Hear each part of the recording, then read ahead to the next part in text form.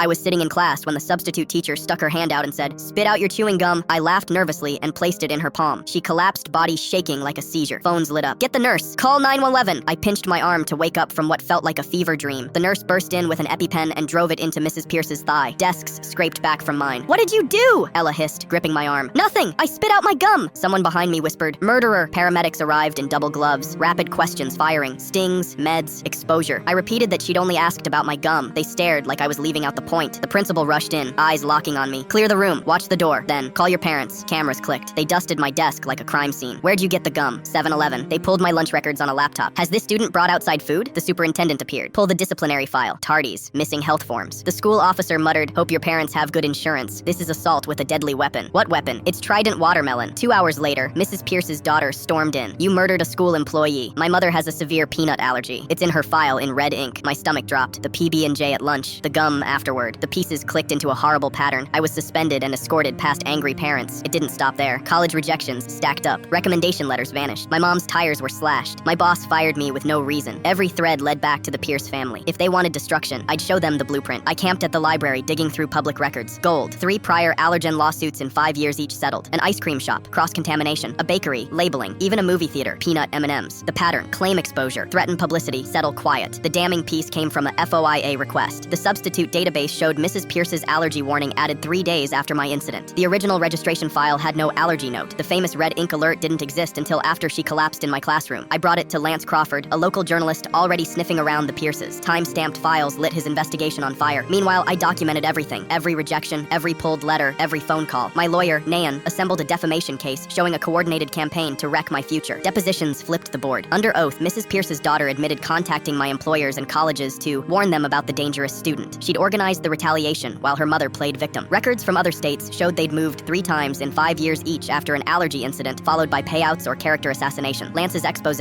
dropped. Screenshots of lawsuits, timestamps on file edits, the settlement trail, it all went public. The town turned. Friends ghosted the daughter. The book club imploded. Even the grocery clerk stopped making eye contact. The district folded first. My record cleared. Letters sent to colleges admitting the suspension was an overreaction to a medical event. 3 schools reopened my application. The Pierces tried a buyout, pay my entire college if I signed an NDA and dropped the suit. We refused. Accountability, not hush money. The civil trial took 3 days. We walked the jury through the timeline. PB&J at lunch, the EpiPen, the mob, the retaliation, the FOIA timestamp proving the allergy note was added after the fact, and their interstate pattern of threats and settlements. The verdict, damages covering college, plus punitive damages for the harassment campaign. The daughter posted a last victim video. This time, the comments didn't buy it. People shared Lance's article and court screenshots. The lawsuit family label stuck fast. They listed their house for a fresh start. No takers. I mailed my acceptance form the same day the for sale sign went up. Case closed.